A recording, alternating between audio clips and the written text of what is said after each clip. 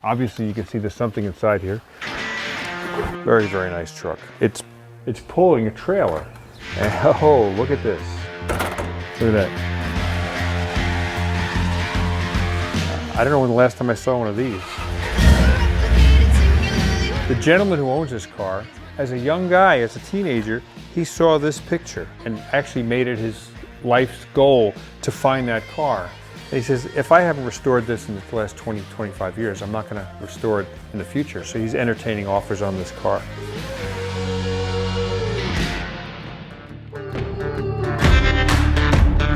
Hi, this is Tom Cotter.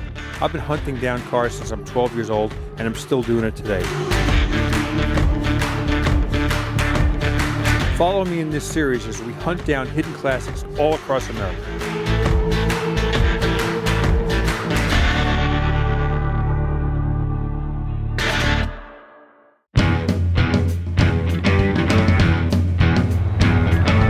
Well, it's another day.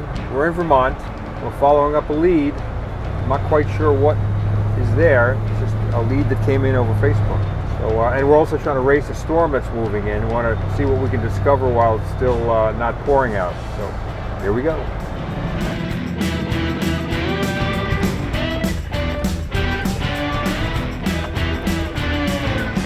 If you drive around New England, Vermont in this case, you pass barns like this every couple of miles in the rural areas. And you know, in my mind at least, I'm wondering what's inside those barns. We've been invited to a barn.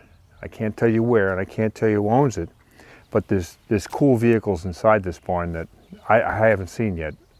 So we're gonna pull the door open here so you can see, you know, obviously you can see there's something inside here.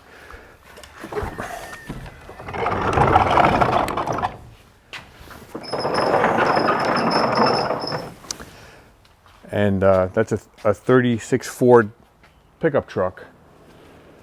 It looks to be unrestored. It's probably been painted at some point. I can't read the inspection sticker on here, but just a nice old vehicle. It's not for sale, but it is a neat truck that's been owned by this gentleman for a long time. It's a 36 Ford truck with 35 wheels on it. Very, very nice truck. Now it's pulling a trailer. And this is a 1938 Boston. It's a speedboat. You can see it's pretty authentic. Under here there's a seat. So two people could sit on the front here. But I'm told that it's got an interesting power plant that we'll enjoy seeing. So 1938, can you imagine a steel car lasting from 1938 would be a big deal. But a wooden boat lasting this long is amazing. So this vehicle has Ford components in it. This steering wheel is a banjo wheel. It looks like out of a 37 Ford. But what is intriguing to me here is this twin carburetors coming up out of the engine bay. And oh, look at this. Wow. A Ford flathead V8 60, which was the small flathead engine that Ford built. 85 horsepower was the high horsepower, bigger motor. And this is kind of a little jewel that was used in cars. I think it was a no-cost option to get better gas mileage. And I think probably 39 and 40, 41, something like that. They only made it for a few years. But this is an engine that's prized by midget racers. What a sweet little device this is. We're entering now the second barn, I guess you'd call it, or building on this property. If you remember in one of the early barn find episodes we did last year in Maine, we found a 34 Ford Phaeton, a little bit rougher than this. This is a 35 Ford Phaeton. And this is the kind of condition you want to find them in, you know. It's got scratches on it. The fender's pulled out a little bit. It's got a little bit of story, a little bit of history. It doesn't look generically perfect. It's all here, and these scratches probably from kids jumping over to get in the back seat or jumping out again. A parking lot dent. This is amazing. Here's an open car. Open cars tend to sag, and doors don't close real nicely. Door closes pretty nicely. That's a sweetheart. You know, I've never seen one of these in person. I've only seen them in books. But this is a Model A, probably a 28 or 29 Model A snowmobile. So it has skis in the front hooked up to the front suspension, so the skis will turn with the wheels. And then it's got rear wheels. Okay, so it's got a driven set of rear wheels and then a coasting set of rear wheels with a snow track around them. Well, that's a rare piece. And here in Vermont, I'm sure this got service in the winter, and now it probably is a fun buggy to take out and during snowstorms and have a lot of fun with. Isn't that sharp? This is an intriguing Model T. It's a Ford Model T 1922, and it's a Woody.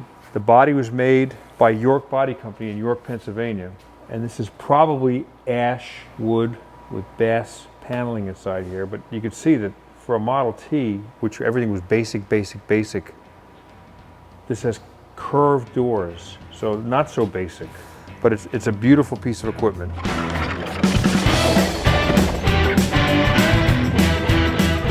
People wonder how we come across the leads we do. And for one thing is driving a car like this. This Woody is a kind of a calling card, a conversation starter. We were just having lunch back in this little town called Putney, Vermont, sitting on the porch, and a man came up. His name is Bill. He says, "You from around here?" "Nope." "I see you're from North Carolina." "Yep." "What are you doing here?" "Looking for old cars." "Ah, you want to follow me?" And we're right now going to see apparently an old Barracuda that's been in a garage for a long time. He said, "You interested in cars like that?" I said, "Sure." So we're going there right now to see what it looks like.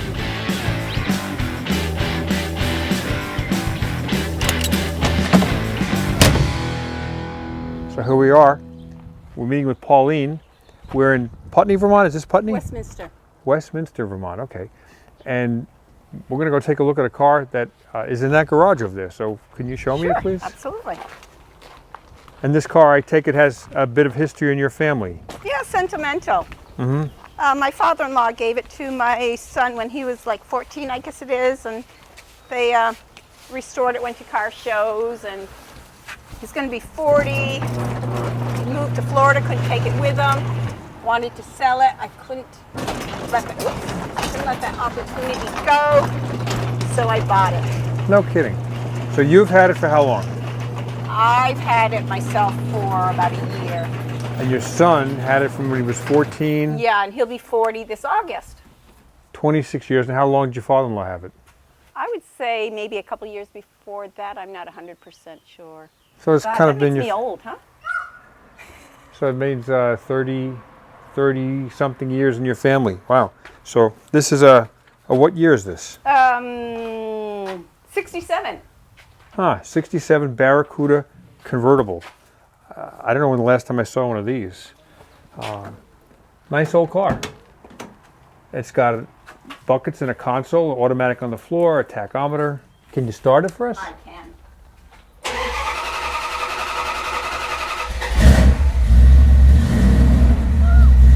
Sweet. Whoa. It doesn't go out with the top down. The top needs to be replaced, so. Boy, that sounds good. Isn't that nice? Well, thank you for sharing this with us. This is a blast.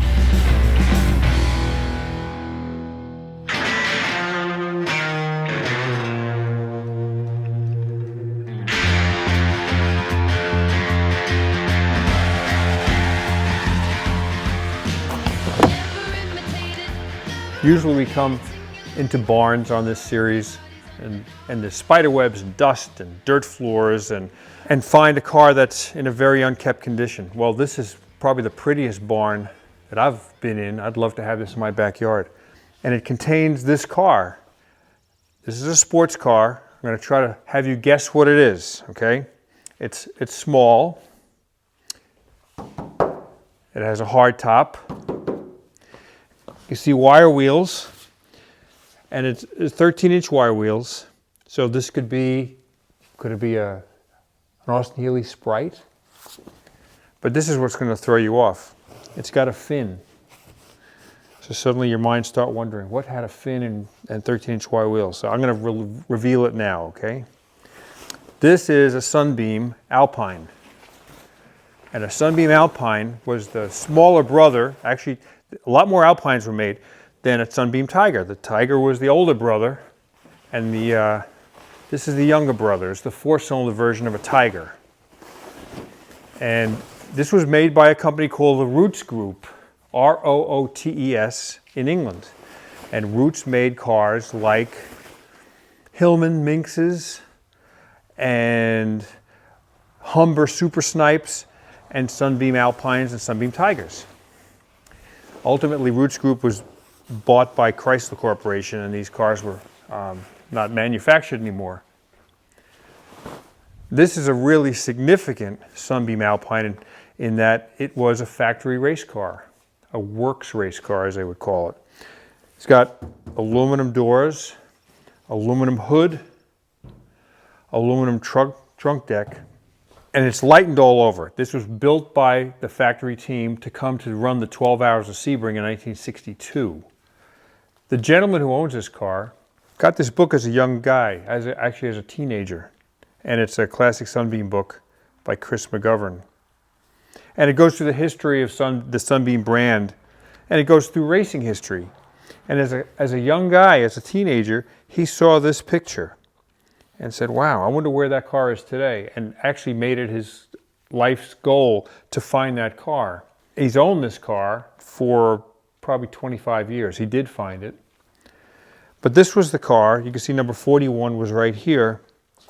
How does he know this is the car? Well, he did lots of investigating about it, but if you look at this damage right here, this damage is right there on this photograph, and it's actually more evident on this photograph. He was sideswiped by a Corvette, and that Corvette is right here. It was driven by a guy named Don Yenko. You've probably heard of Yenko Camaros and Yenko Corvairs, Yenko Novas. Well, Don Yenko made a name for himself by racing Corvettes. And here's the 62 Sebring race. You can see it took off his whole left front fender here by the headlight, where he sideswiped this car, and you can see the damage right here.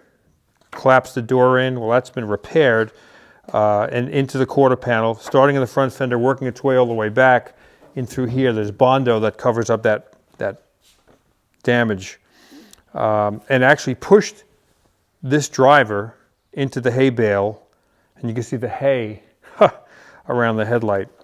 But this cover of Car and Driver magazine shows the Don Yenko car at the start, and actually you can see the little green Sunbeam Alpine back here. Now, how do we know this is green? Well, if we open the trunk, here's the original factory green that it was raced as. It's been modified by the factory. It's got a 26-gallon fuel tank in the middle of the car. This was all cut out, and but you can see the shock absorber poking through the trunk here. You can see it's got a hardtop on here, and it has a vent here to exhaust out pressure that would have built up coming in the windows. And actually that can become an air brake, but this allowed that to release itself. There's a plexiglass rear window here, and the rear window would have held, let's see what we have here, this Monza gas cap. This is a racing gas cap, and this Monza gas cap would have mounted right here in the plexiglass window, and there was a fuel line that went across here. There was a story that the driver of this car, the vent didn't work correctly, it leaked, and he had to sit in a bucket seat filled with gasoline for hours and hours and hours. I'm told he couldn't sit for a couple of weeks, that his skin got so burned. But he was fortunate enough when he bought this car 20-something years ago to get all sorts of little bits that were fabricated by the factory. Here's a generator cover to keep, it's a heat shield. One of the original racing mirrors, a ray dot mirror. And then here's the original intake manifold with two downdraft Zenith carburetors. Later on, Weber carburetors were utilized on these cars. Now, if you know anything about Sunbeams, these aren't the taillights. A Sunbeam taillight is a big taillight like that. but these were an aftermarket taillight that were put on so they could easily swap out the bulbs in a nighttime race. You would just take it off, put a new bulb in and put it back on. This way they didn't have to start taking screwdrivers and taking the lens off and putting the bulb in. Everything was done to make this happen quickly.